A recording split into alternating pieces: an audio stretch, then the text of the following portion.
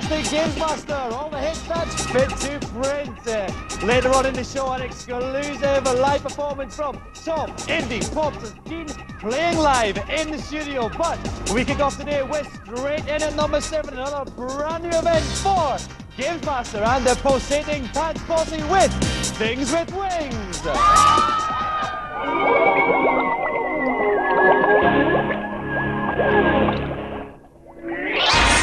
Today, I've opted for something rather different.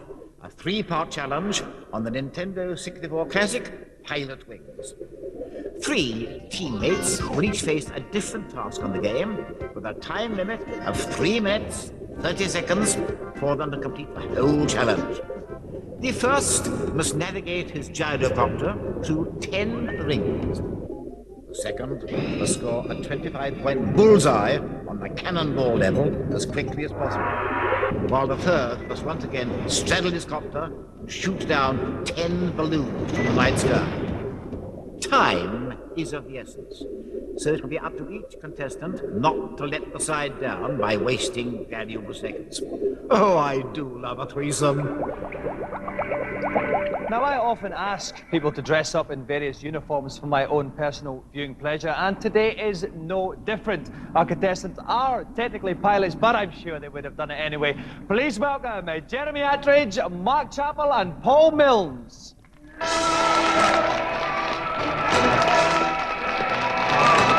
Welcome to the show, Jez. Hello, chaps. Nice to see you, Millsy. Right, Jez, tell us how far, what's the fastest you've ever flown? Well, the jet does Mach 2.2, but I've been twice the speed of sound in it.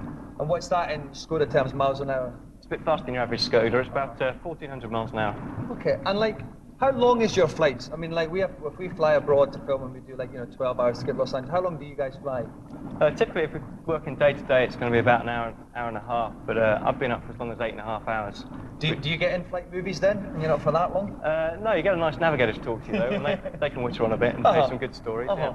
Now, chaps, you joined at the same time as Jez did on April Fool's Day. Why was that? I'm not sure if that's the Air Force playing a joke on us or us playing a joke on them, but that's the way it worked out. Yeah. Now, you do a lot of instructing. Is that kind of like a school? Are you like the teacher then, and did they like take the mickey out of you, the pupils? We have a good working relationship. It's like being out of school. Bit of a laugh. That's good, that's good. And finally, Millsy, you're all in different squadrons but the same base, is that correct? That's right, yeah. What's it going to be like going back to base if you don't do this challenge? If you think of nightmares, if we mess up at any stage on this game today, then the banter will be horrendous when we get back. And they don't muck about with banter? Oh, no. On military bases, do they? Quite harsh, I should think. Okay, while we get the guys in position, let's find out what's happening in today's news.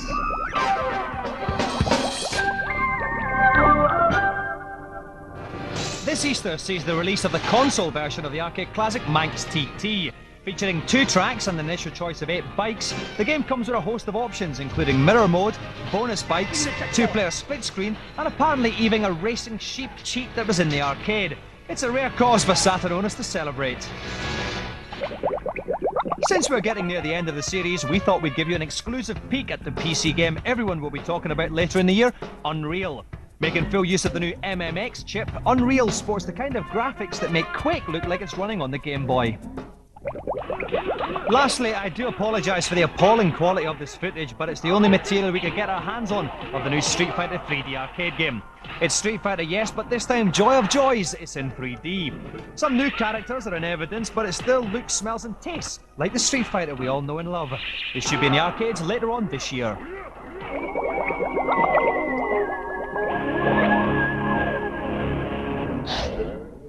Top news action there. Now, Millsy, Jez and Chaps aren't actually the Arsenal midfield, although they send it out. They are actually all fighter pilots, and they're about to do our event on Pilot Wings on the Ultra 64. Kirk Ewing has been my co-pilot for this particular challenge, which is why I've put my arm like that in a kind of pilot co-pilot manner. Now, Kirk, you are from Viz? Yes, I am from Viz, but today I'd actually prefer to be known by my codename, which is Purple Monkey. Okay, that's Kirk's call sign today, and I'm going to be Choke Chicken. So, Kirk, have you got any tips for the guys on this first part of the challenge? First part of the challenge is the river run, where you're flying your gyrocopter. Basically, hit all the rings, don't miss a ring, And if you have a real problem, try and hit the white rings, because that's going to give you an extra 5 seconds. I mean, you can maybe loop back round and do one if you miss it. Or carry on to the other parts of the challenge, because this is a 3-stage challenge. The guys have got 3.5 minutes in total for all 3 stages. I'll explain the intricacies and subtleties of each stage as they come to them. Best of luck, guys. Your 3.5 minutes begins now. Okay, so off goes Millsy in his wee gyrocopter. You can see a radar on the screen with a little yellow blob coming towards it. That is the first ring that Millsy has to fly through. He's going to fly through 10 rings. We reckon he wants to be doing them in about 1.5 minutes to leave enough time for his other 2 teammates. Here comes the first ring. You've got to get the height just right as well, and he's safely through it there. We're looking for the second ring there. It's not a bad start there, Kirk. Not bad, choke chicken at all. As you mentioned earlier on, once he's hit one ring, the next one opens up. That's why it's imperative that you get through every single one. Okay, that's number 2 ring clear. We can see number 3 in the distance there, Purple Monkey. Yes, indeed, choke chicken. Actually, this gyrocopter reminds me of Little Nelly, as flown by Sean Connery in that famous Bond movie. That's right, Little Nelly. Little Nelly. Yes. Okay, that's the 3rd ring. 45 seconds gone, about halfway through the time we reckon he should be taken. He's just coming up for the 4th ring. That's it. He's through the 4th ring there. We're looking for ring number 5. 55 seconds gone. This is all right so far, Kirk. I've seen some awesome aerials so far. Now, if you could just get lower and down in it, but he's actually a bit of a chicken. He's gone for the blue one there, Purple Monkey. He could have gone for the white bonus one. That would have given him an extra 5 seconds, but he's playing safe. 1 minute, 10 seconds gone there. There'll be tears in the explosion tonight. Okay, that's the 6th ring safely through there. 1 minute, 17 gone. This is going to be very, very close here. I would like to have seen him do it quicker, Kirk. He could have done it a bit quicker. He also could have hit that other white ring on the left-hand side there. But he has cleared the bridges, and as you can hear the crowd go wild in the background. Okay, 8 rings clear now. There's a white one there. He's going to go for the bonus ring. He's through the bonus ring. That's 9 rings, but he's going to have an extra 5 seconds that his teammates going to be out there. He's going to go for another one. That's it. Stop the clock. That's the 10th ring. It's there. 1 minute, 38 seconds, but he did get a 10-second bonus, so we're going to take that down to 1 minute, 28 seconds for Millsy. Excellent display there, Kirk. It's a damn good flying. Now we're going to go on to Jez on the cannonball. That's right. Now, what tips can you give Jez for this? Well, we reckon he's got about 40 seconds to get this guy launched into the big target. However, if he does manage to do it first time, then he's going to help out the teammates a lot. So that's really what we're after, is to try and get this down as first as possible. Okay, yes indeed, because we've basically, Millsy has actually gained the team 2 seconds, so they've got roughly 2 minutes and 2 seconds for the final 2 parts of the challenge.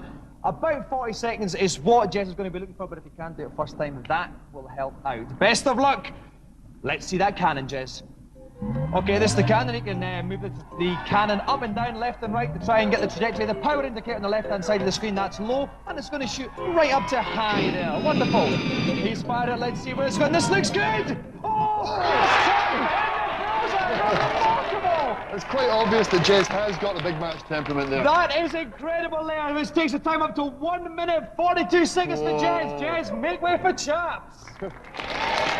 Okay, Purple Monkey, the final leg of the challenge. Chaps shooting this time with the gyrocopter. That's right. What tips can you give him? He needs to get gunned down 10 balloons. Gun down 10 balloons. Now, he should keep his speed quite slow for a couple of reasons. Firstly, if he goes off the course, he can bank round a bit quicker than if the speed's slow. And secondly, sometimes you're going to find 5 or 6 balloons in a row, and you want to be travelling at the right velocity so that you can pop all of these at one time. Okay, and you don't just speed right over the top of them. Yeah, that's lock in and get the balloons. You know what I mean? Get them.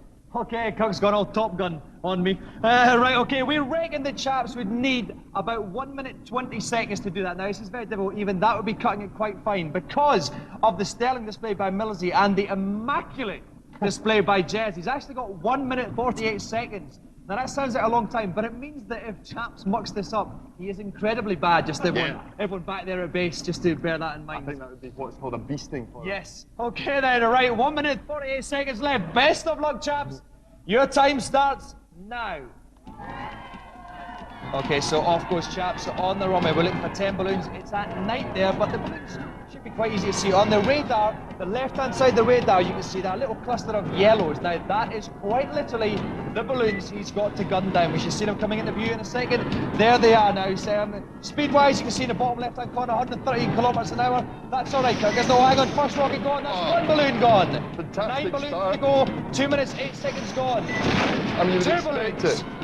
You would expect it of these guys. I mean, really, look, we've got 4 in a row here, so if you can just position himself, he can go right along something like that and bang, bang, bang, take them all out. 4 balloons. No, he missed one. No, it's 4. The time-wise, he's got 2 minutes 25. He's just got over a minute there. That's 5 balloons now. He's got to get 5 balloons. He's got a minute to do it. Kirk, he's banking round now. He's banking round, but he's not really dropping his speed, so it's going to carry him quite far out into the area. But here, he's got enough room he can come back in. There's 1, 2 there. There's 6 up on the right-hand side. They may be quite tasty. Okay, it's quite a wide bank he did there. Yes, that was the rocket. That was 6 of them. 4 more to go. He's got 45 seconds. That's 7 now. Over the power factory. 3 more. That's 2 more now. That's his 8th one. 35 seconds left to go. He's only got 2 balloons. This is looking good. Oh, he's a bit of danger over there by the mountainside. He wants to avoid that, absolutely. But here's now. Slow. Is that one going to go? No, he missed that one. He's missed twice. Oh no, he got one there. He's got 1 more to go, but he's only got 18 seconds left. He's firing. That's it. He done it. It was just out shot, but with 15 seconds left in, the Flight Boys have done the challenge. Excellent work, guys. Let's take the 3 parts of your challenge in order there. Millsy, you started off. You finished 2 seconds under the split time, gained the team 2 seconds. Talk us through it. Yeah, unfortunately, it wasn't the fastest run in the world, so I had to take my chances on the bonus points, and well, it worked out in the end, thank God. It did. It gained just 2 seconds. And then we went on to Jez with the bullseye. What can I say? First time, you gained a further 16 seconds for the team there. Were you nervous at all? I don't think I've ever seen so much pressure, actually, Chuck Chicken, in my life.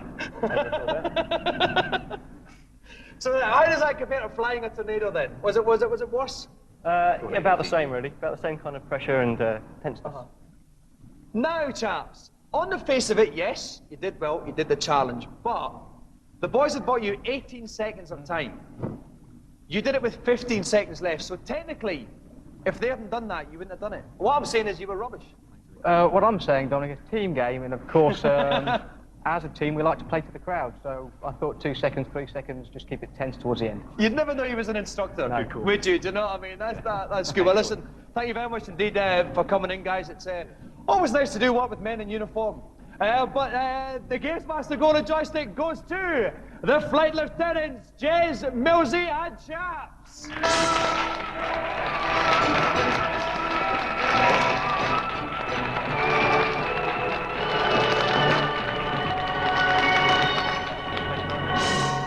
Okay, coming up in the second part of the show, we have one of my favourite bands of all time. Obviously, I'm very excited. We're almost in a pants-changing situation. To spare my blushes, you can look at these adverts.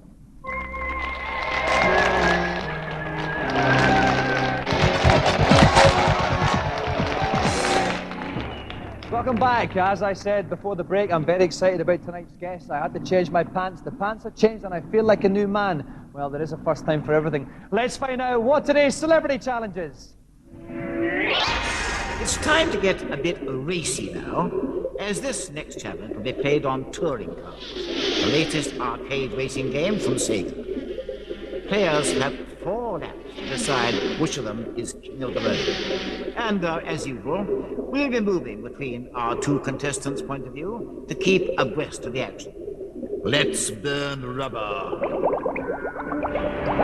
Now, we've always had a lot of bands on GamesMaster. We've had Take That, E17, EYC, and I apologise profusely for any help we may have given them in their careers, because I hated all of them. At last, it's good to have a band on who I don't want to suffer horribly in a plane crash. Please welcome Martin Rossiter and Steve Mason from Gene.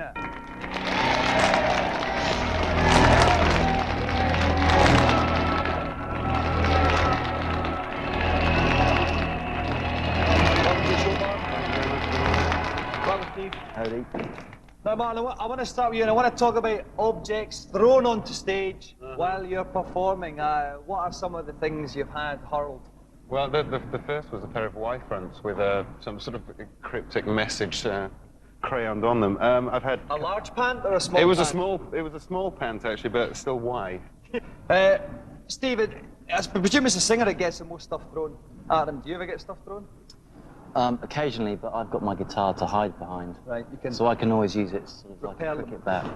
Do you ever feel annoyed that you've been kind of linked, you know, you are part of the great Britpop indie fraternity, and you've never been down as a boys band? You've never been bracketed would take that in E17. Sadly. I know, it's most annoying because I've got the thighs. Yes, I mean, you're Yeah. both very good-looking men, if you don't mind me saying. Oh, This you're Thank you very sweet, much. so you're making me blush. This is the 90s. Yes. And finally, our Oasis proof that Darwin's theory of evolution is untrue. I refuse to comment. Damn, you can never get them slagging each other off unless it's in the pages of the Enemy of the Melody Maker. Okay, guys, if you'd like to assume your driving positions, Okay. I will go up to the commentary box. And giving me a lift and support for this one is Mr. Kirk Ewing from Viz.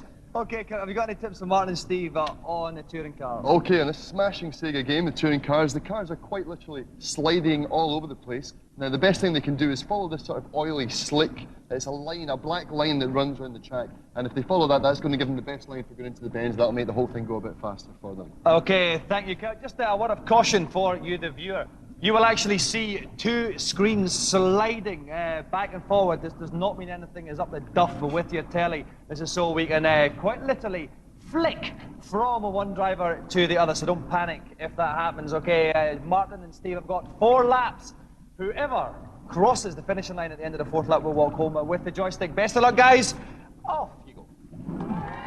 And they're off. And if we begin with Steve Mason's screen here, you can see the car in front of him with the flashing initials. That's Martin. Martin's made a great start there. He is quite literally in the lead, and Steve is banging into the hoardings, Kurt. Yeah, he seems to be a bit random here. He's sliding all over the place. Bang on, he's overtaken Martin. No, but Martin brings it back. It's touring of road here. Martin Ross are still in the lead. We'll still stick on Steve just now there. No, because it's very good. We can see Martin's car in the back, and none of them driving particularly brilliantly though, Kurt. No, but Martin was doing some, he was doing some quite evasive driving, but that's it. He's overtaken him now, Steve. Let's switch to Martin's, and we should see Steve in front of him. Yes, Yep, there there's he the is. flashing SSS.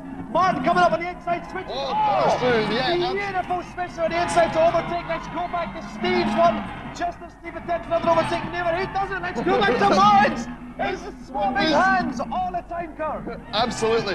Right, let's face it. Martin tried some nice evasive tactics there where he was literally just trying to sort of push, slide back and forward in front of him, and it didn't really work for him. And, It was an aggressive drive. yeah. Okay, you can see that we are just coming towards the endish of the second lap, just halfway through the challenge. And if we go to Steve Mason's screen, we can see Martin still ahead of him. His 3M's flashing in triumph there, Kurt. I think Martin's pushing out in front there. I think he's maybe showing a bit of quality over Stephen just up and he's inside and he almost slipped through He's there. but not that's let fine, him yeah. by though. Great driving by Martin Rosser. Remember, there are other cars on the track, but we are quite literally not concerned about them. We don't give a chuff.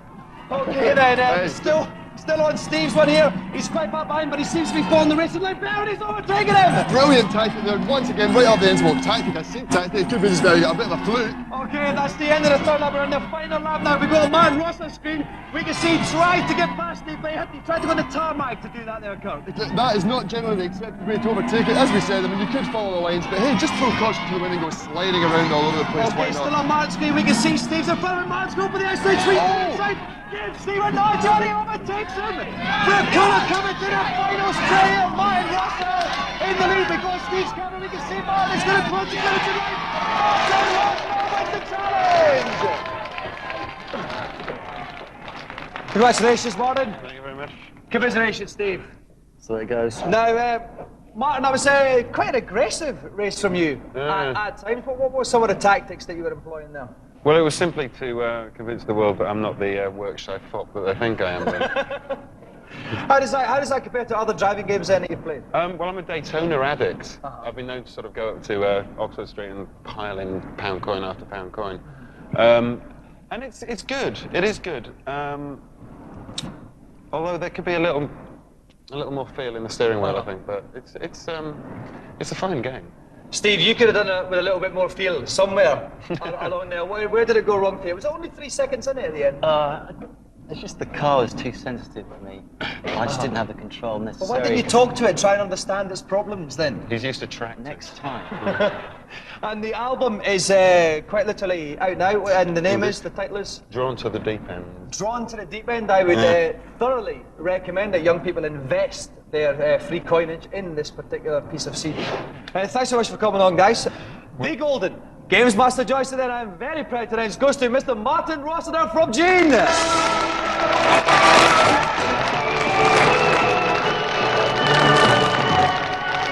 Okay, once again. again, foreign heads of state of telephone channel 4 begging me to bring a bag of funniness into their unhumorous countries. The following piece of film is quite literally the result.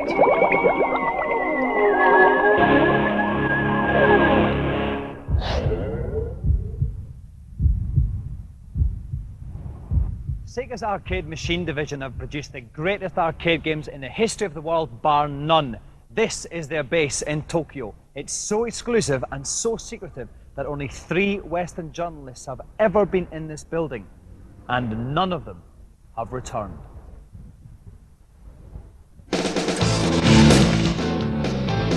With titles like Daytona, Virtua Fighter, Max TT, Virtua Cop and Gunblade to their name, Sega's arcade division is quite literally the Melinda Messenger of the Sega Empire.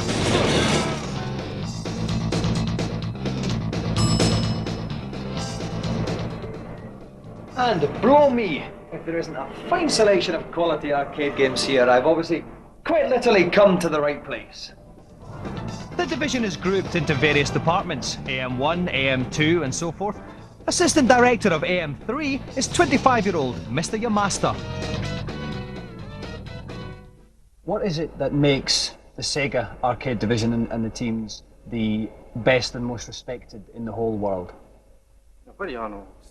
At Sega, we're all massive games fans, and over the years we've developed a unique set of programming skills. Also, our development time is not limited, so we can spend as long as we like ensuring that every game is absolutely perfect. Is there any rivalry between yourselves and the AM2 and AM1 teams? Well, a little, but it's healthy competition, and it's why as a company, Sega is better than the others. The latest AM department is AM Annex, their first title touring cars you saw earlier. Head of development is the man who produced Sega Rally, the cool Tetsuya Mitsuguchi. We're trying to produce a more realistic style of gaming experience. A video game is a combination of imagination and reality, but before you can let your imagination go, you have to study reality. For touring cars, we spent months studying real racetracks, taking hundreds of photos, recording all the sounds and doing tons of research. I don't think any of us got much sleep. Barely boring. Surely there must be some compensations for working at the world's leading arcade developers. One final question. Kono Shigatono o Kagere on Anoko Karo Mosumata. I'm afraid not. Because I'm so busy, I rarely have opportunities to meet people. In fact, many times we spend the night here in the office. We sleep under tables or on desks. Everyone sleeps wherever they like. It's crazy. And this is the result of all the hard work. You too can get yourself a Corvette Stingray, one of the classiest production cars in history. You're working so hard you never get the chance to drive the thing, but it does make a very nice paperweight. Well, that's it for today's show. Next week sees the final show of the series, and weather legend Mr. Michael Fish will be gracing us with his presence. While you wait for that, I'll leave you with this question. If God had meant man to fly, why weren't we born with a jet engine and in-flight drinks trolley shoved up our bum? Good night.